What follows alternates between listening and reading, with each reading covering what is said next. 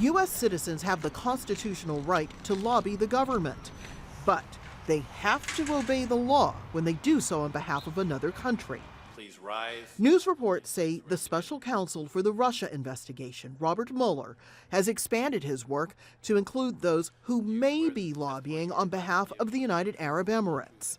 The New York Times says Mueller has already interviewed this man, businessman George Nader, about his ties to the Emirati government and his meetings with White House officials. The news reports also say Nader knows another U.S. businessman, Elliot Brody. Brody, too, has UAE ties. According to the BBC, Brody reportedly lobbied President Donald Trump in October to support the blockade against Qatar, to hold secret talks with the Crown Prince, and to fire Secretary of State Rex Tillerson because he opposed the blockade. To be clear, there is no indication Mueller is investigating Brody. What analysts find interesting is the extent of the influence the Emirates hold inside Washington. It seems that the Emiratis have invested so much. There is now this overconfidence that they can have their way into the U.S. administration, and to the extent that they were trying to get rid of Tillerson because of his position toward the Gulf crisis.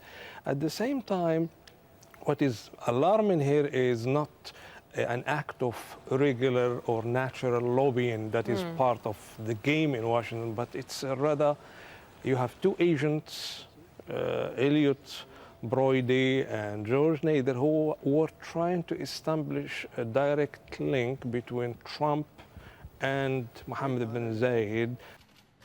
There's also the question of whether the president's initial support for the blockade was in any way influenced by his son-in-law, Jared Kushner.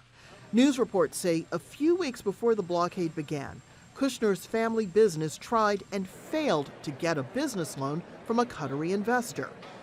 All this comes as it becomes clear Mueller is investigating the communications of everyone close to the president and wants Trump's communications too.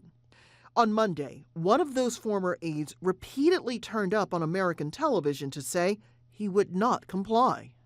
It's absolutely ridiculous what they want from me. I think it would be funny if they arrested me. Thank you very much. We appreciate Nunberg runs the risk of being jailed if he doesn't cooperate, a fact that can't be ignored as the Mueller investigation grows beyond the Russia question and into other countries as well. Rosiland Jordan, Al Jazeera, Washington.